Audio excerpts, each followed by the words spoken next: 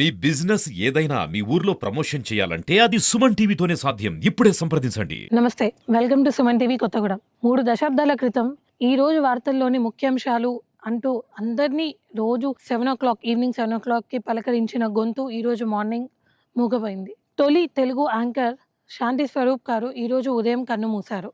ఆనాటి తరం వాళ్ళకి శాంతి స్వరూప్ అంటే తెలియని వాళ్ళు ఉండరు. ఒక హీరోకి ఎలాంటి క్రేజ్, ఎలాంటి ఫ్యాన్స్ ఉంటారో ఆయనకు కూడా, ఆయన వాయిస్‌కి కూడా అంతమంది ఫ్యాన్స్ ఉన్నారు. ఆయన ఒక ఎవర్ గ్రీన్ యాంకర్ అని కూడా చెప్పొచ్చు. నేటి యాంకర్స్‌కి ఆయన ఒక గురువు. సో అలాంటి వారు మరణించడంతో ఆయన అభిమానులు చాలా బాధను వ్యక్తం చేశారు. మన భద్రాద్రి కొత్తగూడెంలో కూడా ఆయన అభిమానులు ఉన్నారు. మరణ వార్త విన్న వారి స్పందన ఏంటో మనం తెలుసుకుందాం. తొలి తెలుగు యాంకర్ శాంతి స్వరూప్ ఈరోజు ఉదయం హైదరాబాద్లో కన్నుమూసినట్టు మనందరికీ సమాచారం ఉంది. తీవ్ర అస్వస్థతకు గురి ఆయన గుండెపోటుతో మరణించారు అని బాధాకరం, మనందరికీ బాగా బాధాకరమే.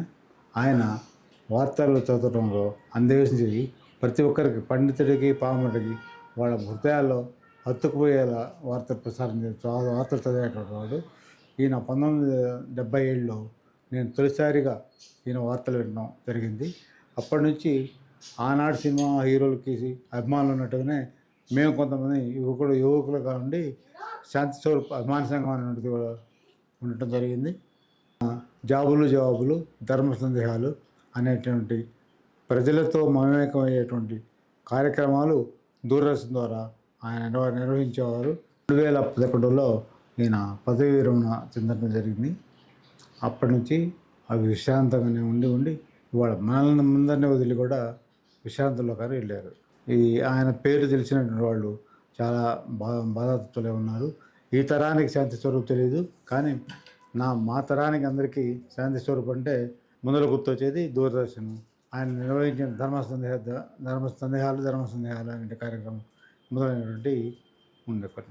మీరు ఏం చేస్తుంటారు? సింగరేణి ఎంప్లాయీ అంటే సార్, మీ చిన్నప్పుడు శాంతి స్వరూప్ గారిది వినే ఉంటారు కదా. సో ఈరోజు మార్నింగ్ ఆయన కన్ను మూసారు. ఎలా అనిపిస్తుంది? మీరు ఆయనది ఫస్ట్ టైం వాయిస్ ఎప్పుడు విన్నారు? నచ్చిన నాకు దగ్గర 60 ఇయర్స్, నాకు ఇయర్స్ 60 ఇయర్స్ నుంచి దగ్గర ఆయన 30-40 ఇయర్స్ నుంచి యాంకరింగ్ చేస్తున్నారు. ఫస్ట్ టైం వింటూ మాత్రం శాంతి స్వరూప్ గారి స్వరమే మేము దూరదర్శన్లో వచ్చేది. ఫస్ట్ మాకు వార్తలు అంటే ఫస్ట్ వినేది దూరదర్శన్ వార్త. మాకు రేడియో ఒకటే ఉండేది. రేడియో తర్వాత వచ్చింది ఏంటంటే దూరదర్శన్ టీవీలో ఆయన వార్తలు వినడానికి ఎక్కడున్నా కానీ ఆ వార్తలు వినడానికి వచ్చేవారు. ఆ స్వరం అంటే ఇంకా వేరే వార్తలు ఎవరు వినేది కాదు. అందరూ ఎక్కడ కూర్చున్నా కానీ ఒకటే ఉండేది మాకు టీవీ. ఆ చుట్టుపక్కల వాళ్ళు అందరూ వచ్చి వార్తలు విని వెళ్ళేది. మార్నింగ్ వినేది, మళ్ళీ సాయంత్రం మళ్ళీ సేమ్ టైంకి వచ్చి ఆ వార్తలు వినేది. కానీ చాలా బాగా యాంకరింగ్ చేసేవారు. ఆయన వెళ్ళి చనిపోయారంటే చాలా బాధ అనిపించింది నాకు. ఇవాళ చూసి షాక్ అయిపోయాను. చాలా మంచి, ఇప్పుడు ఉన్న వాళ్ళకన్నా ఆయన వాయిస్ కానీ స్వీట్గా ఉండేది. మంచిగా వినాలనిపించేది వార్తలు.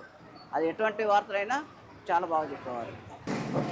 ఈరోజు మార్నింగ్ శాంతి స్వరూప గారు దివంగత అయ్యారని ఈరోజు నేను ఫేస్బుక్లో చూశాను. చాలా బాధేసింది. నేను 85లో డయోనేరా టీవీలో ప్రతిరోజు 7 గంటలకి ఆయన వార్తలు వినేవాడిని. అప్పటి నుంచి ఫాలో అవుతూ వస్తున్నాను.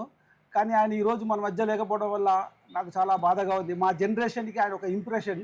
అప్పట్లో ఆయన వార్తలు ప్రతిరోజు సాయంత్రం 7ంటికి తప్పనిసరిగా చూసేవాళ్ళని. ఆయన వాయిస్ కానీ, ఆయన ఫీల్స్, ఆయన పర్ఫార్మెన్స్ చాలా బాగా నచ్చేది. కానీ ఈరోజు ఆయన మన మధ్యలో లేకపోవడం వల్ల నేను చాలా చింతిస్తున్నాను. శాంతి స్వరూప్ గారు చనిపోయారని పొద్దున తెలిసింది. చాలా బాధాకరమైన విషయం ఇది.